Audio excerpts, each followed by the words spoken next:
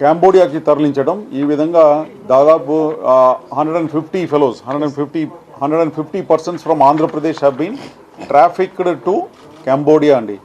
కాంబోడియాలో తీసుకువెళ్ళేసి వీళ్ళ ద్వారా అక్కడ మన వేరియస్ ఆన్లైన్ స్కామ్స్ ఏదైతే ఉందో అదంతా కూడా బలవంతంగా వీళ్ళని ఒక రూమ్లో కూర్చోపెట్టేసి వాళ్ళకి భోజనాలు ఇవ్వకుండా ఈ విధంగా వాళ్ళ మీద ఒత్తిడి తీసుకొచ్చేసి వాళ్ళ ద్వారా ఇండియాలో స్కామ్స్ నడిపించటం. ఇండియాలో ఆన్లైన్ స్కామ్స్, డిఫరెంట్ స్కామ్స్ ఏదైతే ఉందో like job scam, online FedEx scam ఉంది, ఫెడెక్స్ కొరియర్ స్కామ్ మీ అందరికీ తెలిసిన విషయమే. ఫెడెక్స్ కొరియర్ స్కామ్, తర్వాత క్రిప్టో కరెన్సీ రిలేటెడ్ స్కామ్స్, ఇవి అన్నీ కూడా అక్కడ బలవంతంగా ఒక రూమ్లో కూర్చోపెట్టేసి టాస్క్ గేమ్ స్కామ్స్ ఇవి అన్నీ కూడా మన వాళ్ళందరినీ కూడా ఇక్కడ నుంచి డేటా ఎంట్రీ ఆపరేటర్ ఉద్యోగం ఇప్పిస్తామని చెప్పేసి వీళ్ళ దగ్గర నుంచి కొంతమంది ఏజెంట్స్ ఉన్నారు, మన ఇండియన్ ఏజెంట్సే ఉన్నారు. ఆ ఇండియన్ ఏజెంట్స్ వీళ్ళ దగ్గర నుంచి ఇక్కడ లోకల్గా ఎవరినైతే మేము ఇప్పుడు అరెస్ట్ చేసినామో వాళ్ళు ముగ్గురిని మేము పట్టుకున్నాము.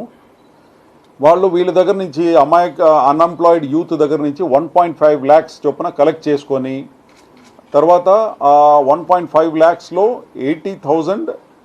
80,000 కాంబోడియా వాళ్ళకి ఇస్తారు. ఎవరికి? కాంబోడియా వాళ్ళకు.